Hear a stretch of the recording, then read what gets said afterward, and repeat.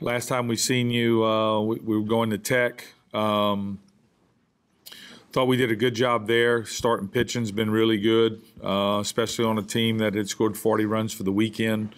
We held them down, I think, 1 through 7.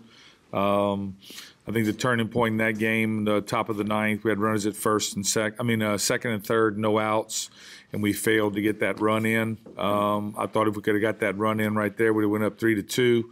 Mike was throwing really well that night, and I think we could have finished them hopefully in the bottom of the ninth, but we didn't.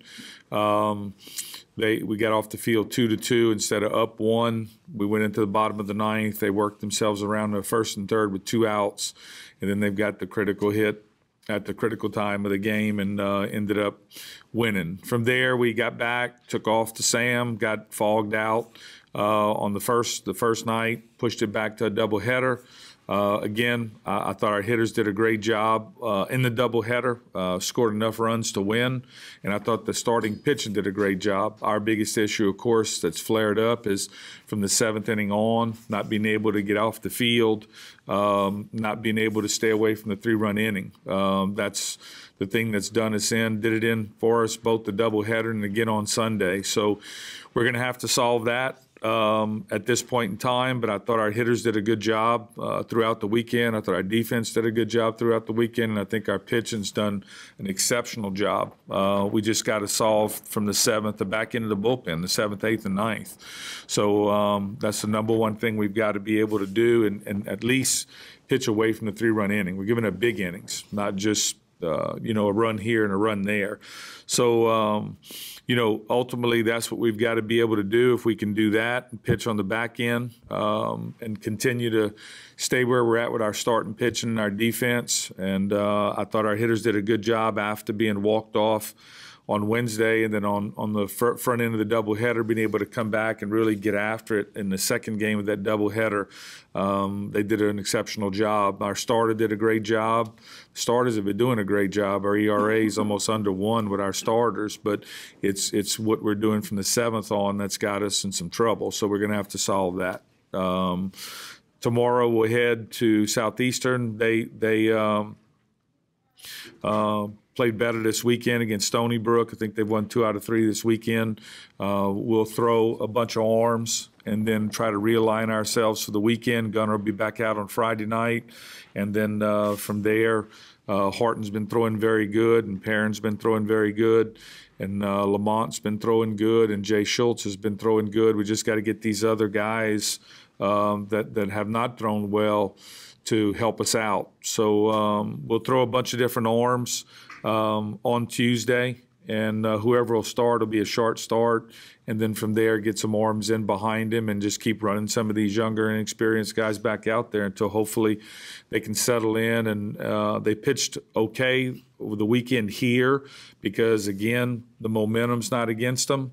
Even though it was Texas pitching, it's a good team. They weren't on the road. So the second thing they've got to go through is being able to handle the road.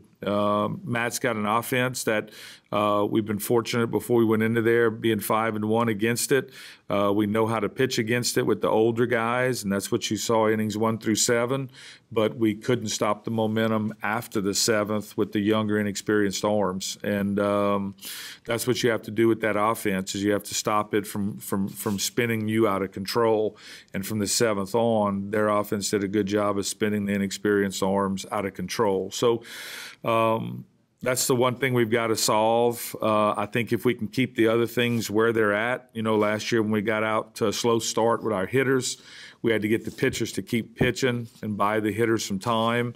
What we've got to do is try to keep the hitters where they're at, keep our position players playing defense, and then keep the starting pitching where it's at, and then get some guys that can get in the back end of the bullpen that can keep the momentum of the game down or spinning out of control on them. So questions you might have. Do you try to solve the late innings by moving guys and roles around, or by having them grow into their roles? Well, I think it's a little of both. We're going to keep trying to grow them by getting them, an inning here, an inning there, like on Tuesday, and keep them on some pressure on the road because Southeastern's not an easy place to play in.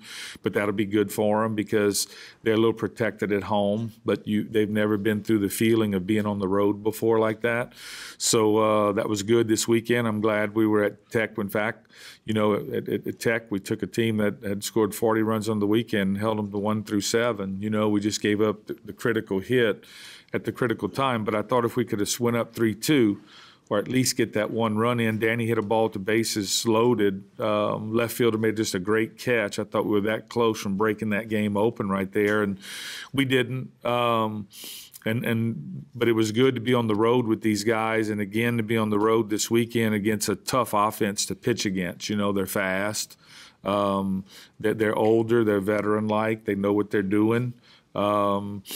And you can preach it to them all you want. Stay away from the 3-run inning. You got to be able to, shut the faucet off. You got to be able to stop the momentum. I mean, you can talk all you want, but experience. They've got to get in there, and they've got to, feel what it feels like and sense and see how fast the game really is. The game's never been that fast to them. So they've got to do it. But, yeah, we're going to realign for the weekend to where we can take, one or two guys maybe and get them into the bullpen with us, guys that have been throwing well, and realign to make sure that we're set up for the weekend. And having Gunner back on Friday night is going to help too. We went in there without Gunner, so it shortened us a little bit with pitching. Gunner's an innings eater. He's almost, good for eating at least 5 innings for you on Friday night, which is big for a bullpen issue.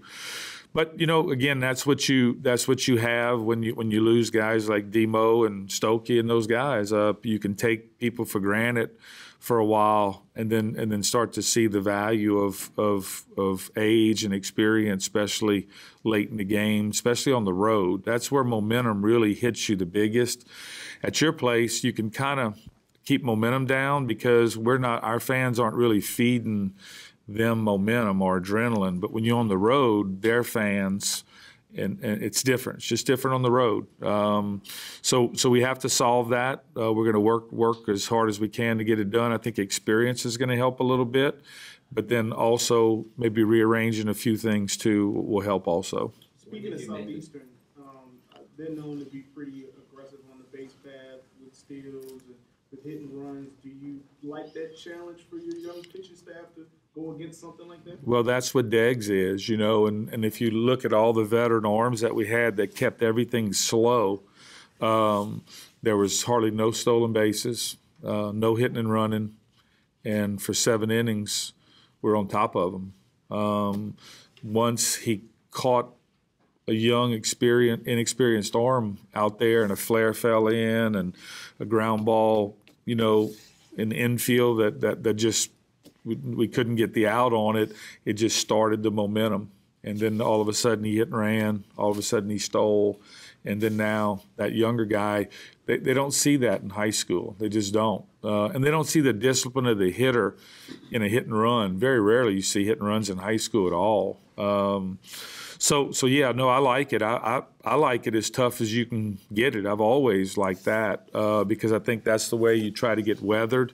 Development can be ugly, but you got to stay on the process that it's going to take to try to grow these guys up. If you look at Gunner and them all the way back to their freshman year, him and Guillory and Marks at Texas State, I mean, Texas State killed us when they were freshmen. I mean, everything they were throwing was going out of the ballpark. I mean, it was everything wide through. I mean, Guillory through was going out dead center field. I mean, they were putting it on us. But you don't remember that because they got older and was able to handle stuff along the way. So what we've got to do right now is just try to keep weathering them and, keep tough skin and keep getting back out there and getting after it. It's all you can do. This is not a easy practice thing, growing up young arms. It just isn't. You can practice all you want at home, but a bullpen session, throwing to a live hitter, an inter-squad game with nobody in the stands, totally different from just being on the road. So the big thing, though, in development, you'd like to see if you can win while you develop, and that's the toughest challenge. And that's the only bad thing is our starters threw good enough. The hitters did a good job. And then what you have to manage now is you got to just manage that we don't suck the life out of the hitters. They've got to stay on their plan and stay doing what they do best. And you know, Handsome got going this weekend. You know, Cantrell got going a little bit this weekend. We really needed those two guys to come on to help us, you know, 1 through 9, not to have holes in the lineup. We also started driving the baseball, you know, over the fence and in the gaps and off the wall. So I thought that would come in time with our approach.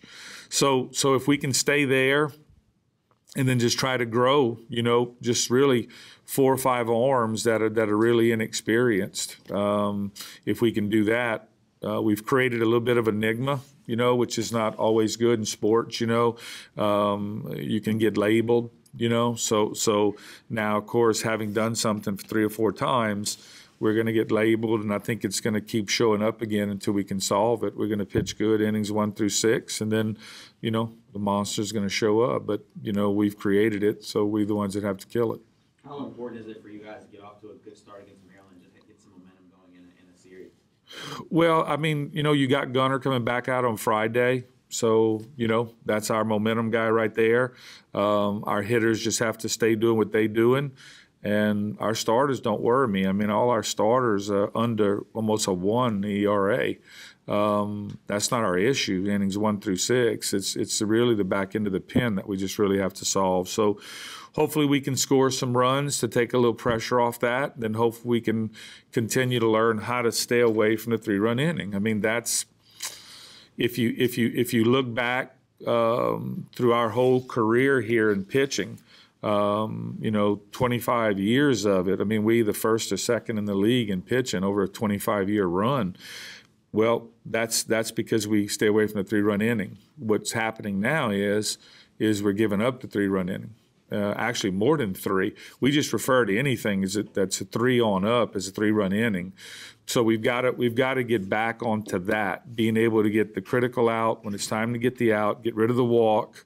You know, and get rid of the momentum, being able to turn the momentum back around, because this whole game's built on momentum. And that's the big thing we've got to be able to handle on the back end of a game. We'll be playing at home, which it's a little bit easier handling momentum home than it is on the road. But, you know, I think all the games are important to get off to a good start. In fact, we've gotten off to a good start almost on every game except the second inning, I think, on Saturday against Texas. You know, they popped us with a 3-run inning. Outside of that, we've gotten off to a pretty good start, managed the game really well all the way through, had enough runs to win some games. And we get a critical hit, you know, on Friday night against Texas. They all feel good about themselves, and you've walked off Texas. Could have been the whole deciding situation for momentum, but we didn't. We had a chance again on Saturday to get a hit that would have drove in the tie and the winning run. You could have walked off Texas again. Instead, we've been walked off a couple times now, so it reversed on us. So, you know, we got to have tough skin. The record's not pretty, but we've got to stay on the process right now, not on a result, and solve the back end of the bullpen. Do you not have to fight fight the temptation to manage or coach to win a game in your pitching selections in the 7th through 9th inning? Well, what you've got to watch out for is you know, you don't want to start over pitching starters to protect the bullpen. That's what you have to watch out for.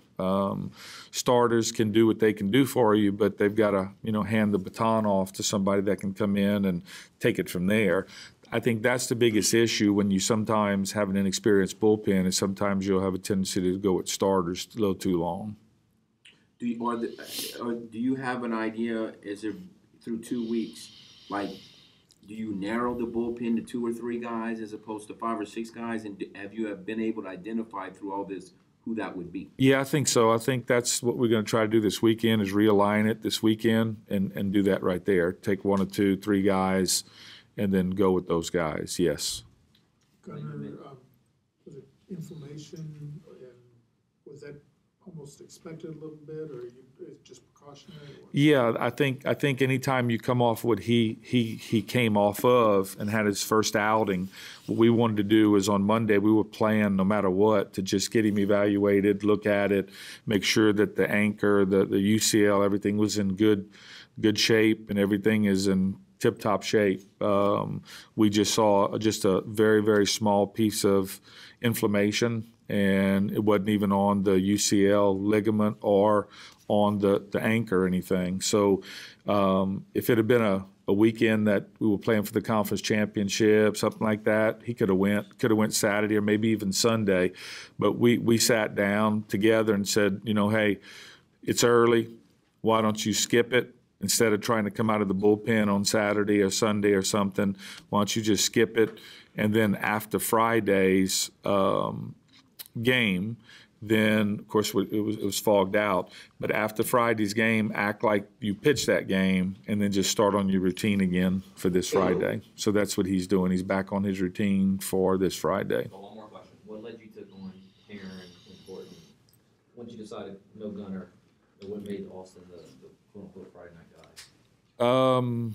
Because we didn't want to we don't really care about like Friday night. The outside world gets hung up on Friday night. I don't know why, but we really don't. We tell our pitchers all the time that no matter what day you pitch, you're the most important pitcher on the team. Whether it's Tuesday starter will be the most important pitcher on our team.